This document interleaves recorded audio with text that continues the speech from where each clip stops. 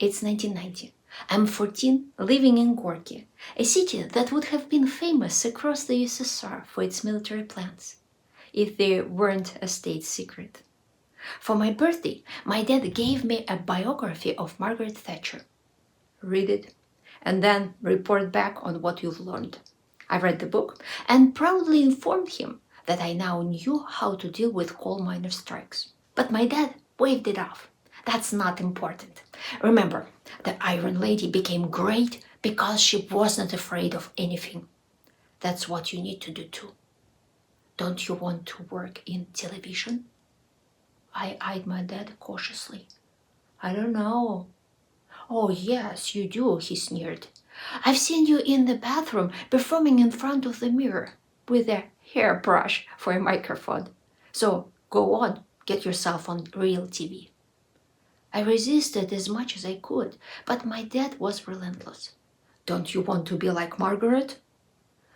I couldn't dare disappoint my dad, so I borrowed my sister's hat. Hers was much nicer than mine. Slipped into my mom's heeled boots, and unbuttoning my coat like I'd just stepped out of a warm taxi, I headed off in search of glamour and fame. The local TV center was in a red high-rise.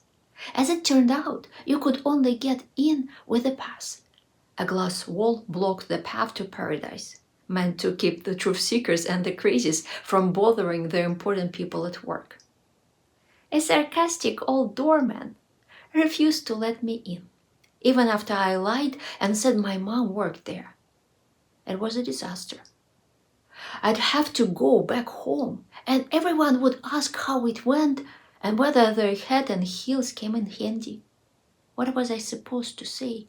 I circled around to the back of the TV building and climbed over the fence. Luckily, one of the back doors was open, and I found myself in a long, dimly lit hallway. I had no idea where to go next. Every now and then, some man would walk by. Signs about the doors read "on air," and I didn't dare open my mouth to ask anyone where do they hire 14-year-old schoolgirls. Desperate, I got into an elevator and started riding it up and down. At least there I could cry in peace. Suddenly, the doors opened and Nina Zvereva, one of the most famous anchors in Gorky, stepped in. Seeing my tearful eyes, she asked what I was doing there. I explained that I'd climbed over the fence because I really wanted to be on TV, and Nina took me to the children's programming office. Turns out they were looking for hosts for a show called Columbus Flower Bed. Don't ask me what that means. I have no idea either. I think the director liked my hat and heels because he immediately invited me to a shoot. I flew home on cloud 9. I had talked to a real TV host and she hadn't scolded or shooed me away.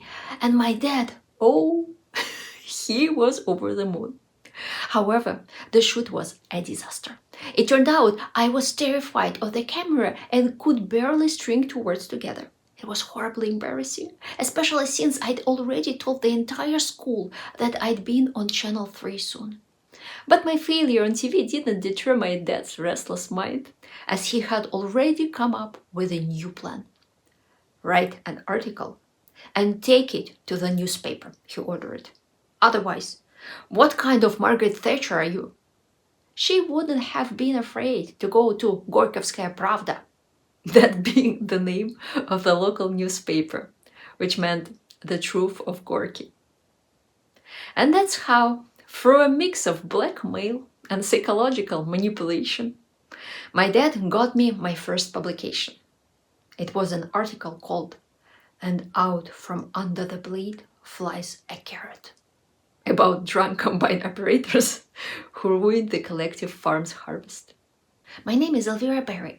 I'm an author, and if today's story made you smile, please give this video a thumbs up. Since I don't support the war in Ukraine, I can no longer publish my books in Russia. And I'm rebuilding my audience from scratch, right here on YouTube. Books only sell when readers know the author and believe they are worth their time and attention. If you'd like to help me rise from the ashes, please support this video with your likes, comments, and subscriptions.